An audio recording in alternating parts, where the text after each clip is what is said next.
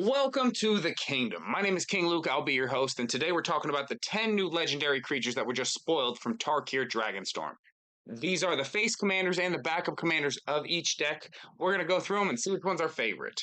First up, we got the Abzan Armor Commander deck, which starts with Felithar the Steadfast as the face commander.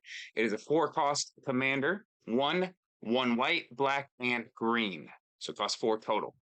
Each creature you control assigns combat damage to its toughness rather than its power. So we got another defender commander.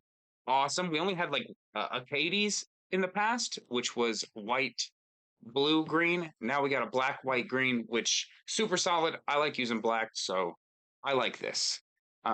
Creatures you control can attack as though they didn't have defender. Of course it does, because it's a defender commander.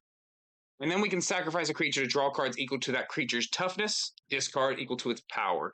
So it also has a draw ability on the commander. I think this might actually be the most powerful one of the 5, but I'm not 100%. This one is very powerful. The draw power on your commander, super solid. It's going to be hard not for this one to run away with the game. Next up, we got its secondary commander. We got Betor, Ancestor's Voice. It costs 2, 1 black, 1 white, 1 green. So it costs 5 mana total. Flying and lifelink. At the beginning of your end step, put a number of 1/1 counters on it up to 1 other target creature you control, equal to the amount of life you gain this turn. Return up to 1 target creature card with mana value less than the amount of life you lost this turn from your graveyard to the battlefield. So it'll put counters on something for the amount you gained, and it'll bring something back for the amount you lost. It's a black-white commander, so this is super solid. We're going to be paying life to do stuff when we're using black, so that would work in our favor. We're going to use white to gain our life back, so we can kind of mitigate that. I don't think this is going to be one of the top commanders. It is super cool. It'd be a fun build around. CEDH viable, definitely not, because a once per turn is not where we're trying to do, because it does it at the end step.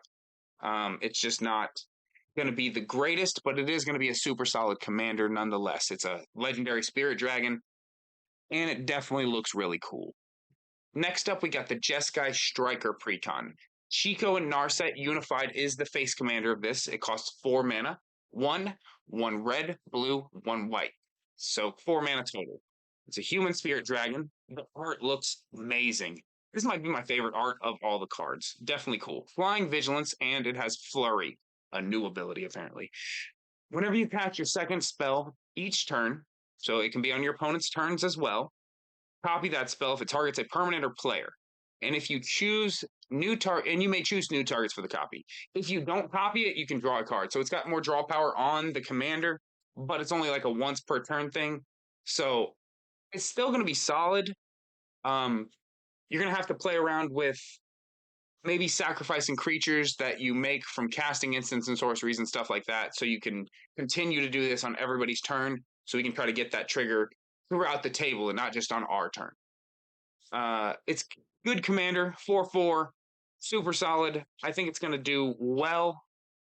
I don't think it's the best one of the 5, though.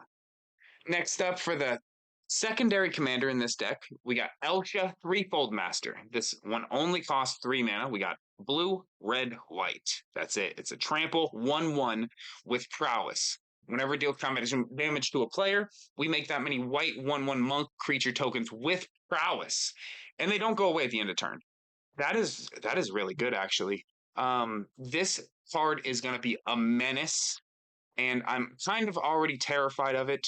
Making that many dudes with prowess is very scary. And then we got blue, we got red, so we can make tokens like crazy. We got white, so we can even double tokens. This card might actually be a CEDH viable card. I'm not 100% because I don't play a whole lot of CEDH, but with red, blue, and white, we have a lot of protection. We have a lot of removal. We have a lot of counter spells. It's a super solid card. I cannot wait to see what this card does. I'm already scared of it. So if you put this down, I might target you just a little bit. Next up, we got the Sultai Arisen. This is, we got a black, green, blue commander. This is my favorite color pairing, probably of all time. I don't play it a whole lot because the turns end up taking absolutely forever. We got Kotus Sibsig Champion. That is a mouthful. Once during each of your turns, you may cast a creature spell from your graveyard by exiling 3 cards from your graveyard in addition to by paying its other costs. Whenever one or more creatures you control enter, if one or more entered from the graveyard or was cast from the graveyard, put 2 1/1 counters on this guy. I do not think he's the top one of this color combination by any means. I'm curious if somebody can prove me wrong. Being able to cast stuff is cool, but I mean, we got Muldrotha, which is significantly better.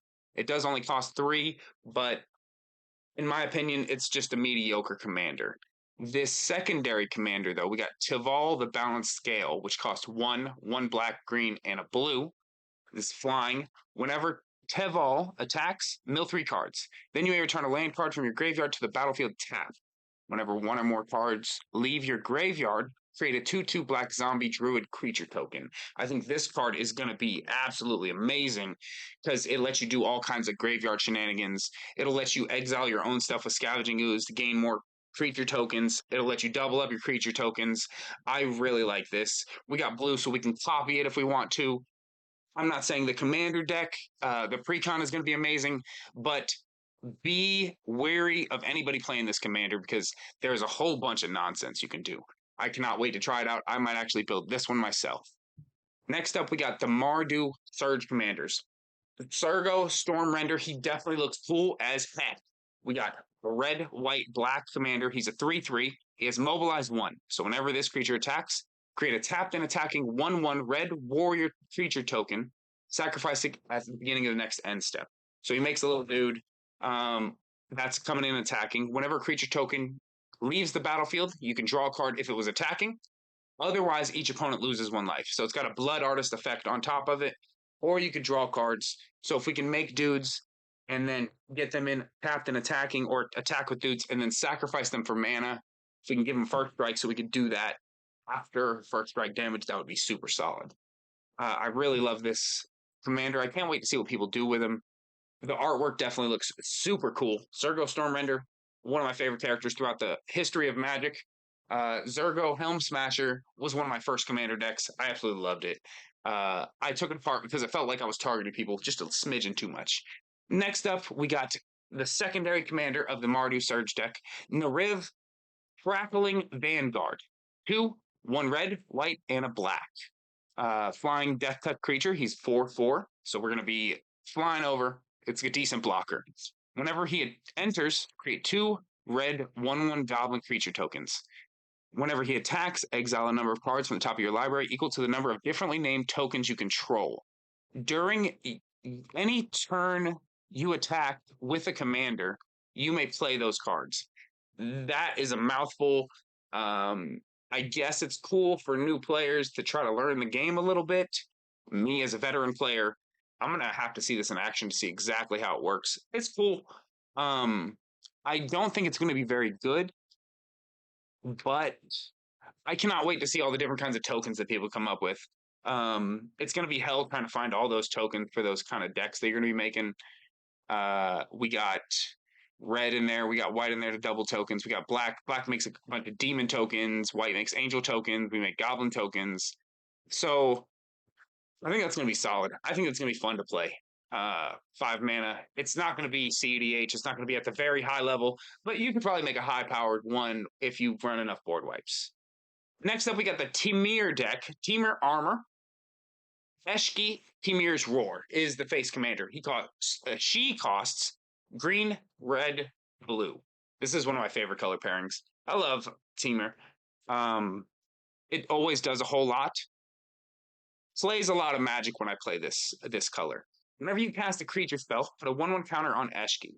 If that spell's power is 4 or greater, draw a card. If that spell's power is 6 or greater, Eshki deals damage to each opponent equal to Eshki's power. That card is extremely powerful.